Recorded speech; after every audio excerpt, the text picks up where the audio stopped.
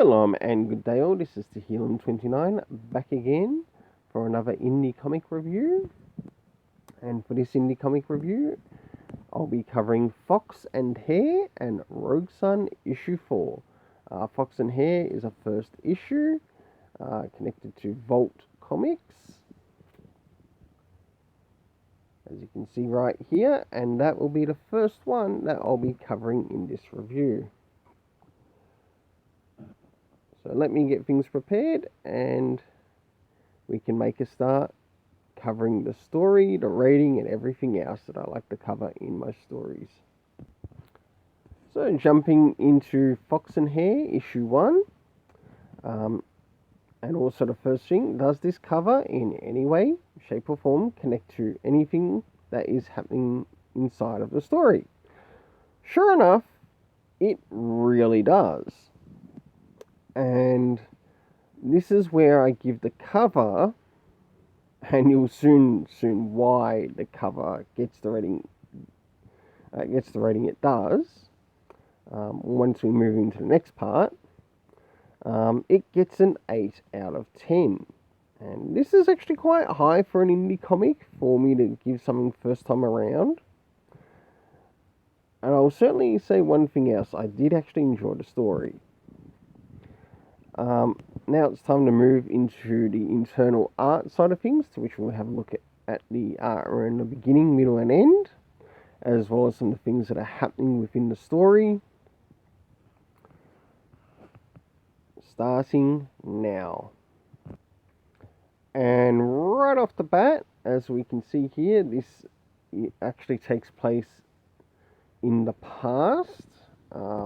Even though I've not shown you the very first page, but this image actually takes place in the past.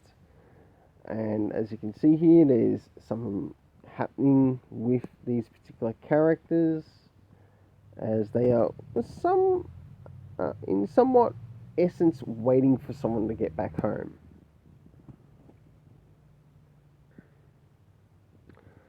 And the place that they are at is at Marzu City, or Marzu Bay.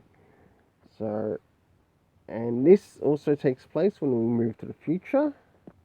As we jump towards the middle of the story, the main characters who play the role of the Fox and the Hare in this have gone out of their way to somewhat secure and do their best to free some people up that are connected to the human trafficking trade. Of course, some things go awry, and we eventually get to this. And as you can see here, they do have a somewhat array of some weapons on their hand, as well as some people that they encounter along the way. I'll get to the cast of character names very soon, once I start to move into the story.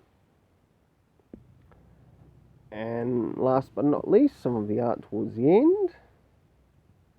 And here we get a bit of a combination of both the past and the present connected to these characters, and also what's also happening in the present.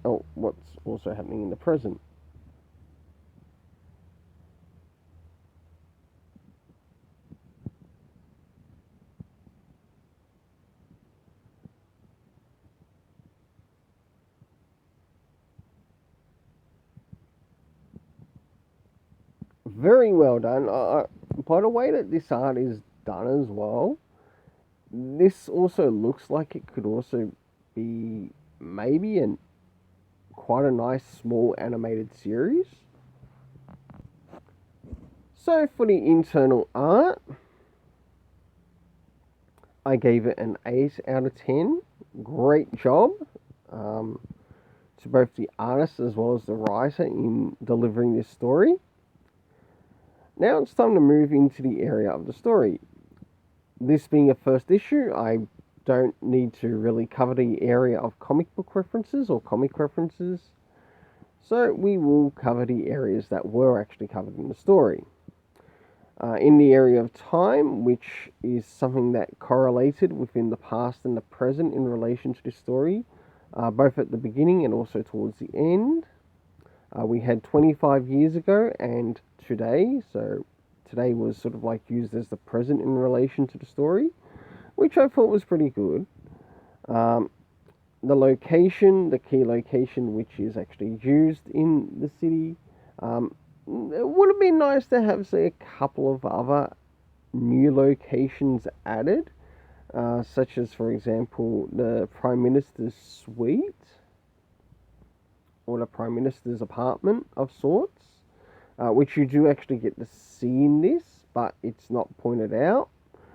Apart from that, I did actually like what happened here in regards to the locations, but it would have been good to help flesh out some of the areas that these characters are going to. Moving into the cast of characters, we have La and Kita. They also meet up with someone along the way called Aurora. And towards the end, we end up meeting one of the villains of the story, who is working under the Prime Minister, and his name is called Raja. Overall, I gave this story a 7.5 out of 10. So now it's time to move on to Rogue Sun. Now it's time to move into issue 4 of Rogue Sun, and starting off with this cover. Does this cover in any way, shape or form connect to something that's happening inside the story? Sure enough, it does. To which I give it an 8 out of 10. Now it's time to move into the internal art, which we'll get to have a look at what's happening with the characters as well as the story. So jumping into some of the art around the beginning of the story, we have Dylan talking to his deceased father through the Sunstone, and they're still discussing the things that are happening around in relation to who the person might be that's responsible for his murder.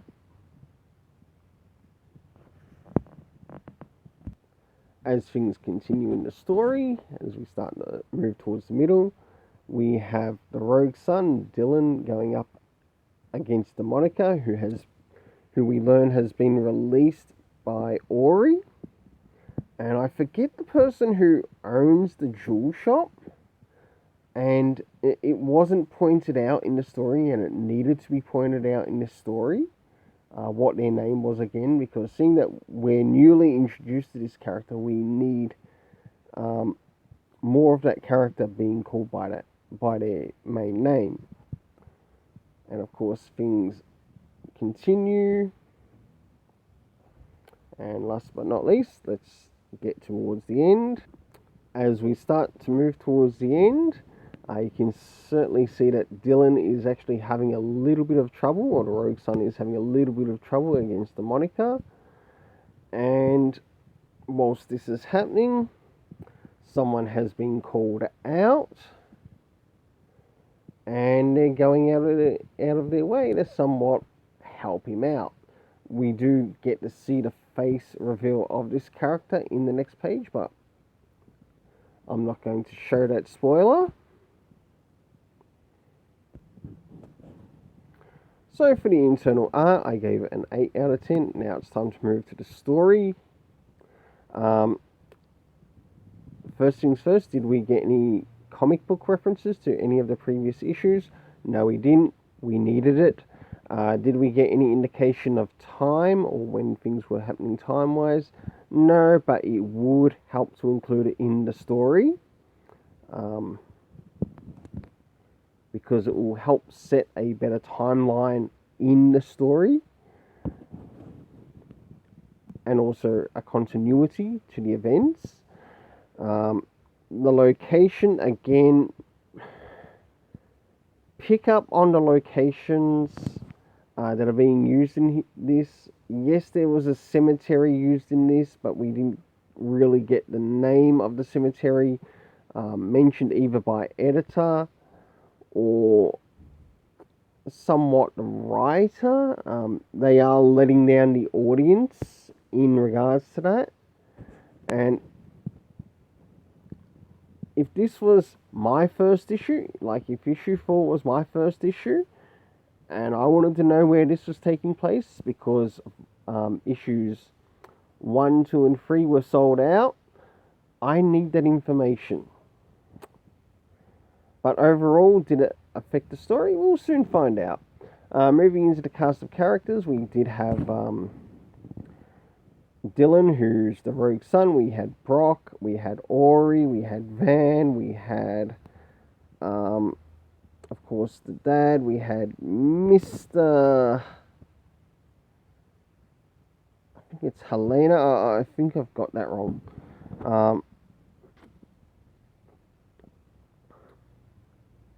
And last but not least, we also had the Monica. Overall, I gave this story a 7.5. It's still enjoyable, but I really want to see the creator of this story remember to put in a bit of consistency in this story, and the consistency will help with the story continuity, especially in regards to, say, if there's a reference to a character that you might have introduced, please remember to put in those details, including small editorial notes, because you are going to have people forget your characters if you fail to have address characters by their name. Sure, the rest is fine afterwards, like in regards to like the conversation that comes afterwards. But don't forget these little things. They are important, because I don't want to end up dropping this, because I've enjoyed what I've read so far. Well, for the overall story rating, I gave it a 7.5 out of 10. Until then, let's keep it colourful and have yourself an awesome day.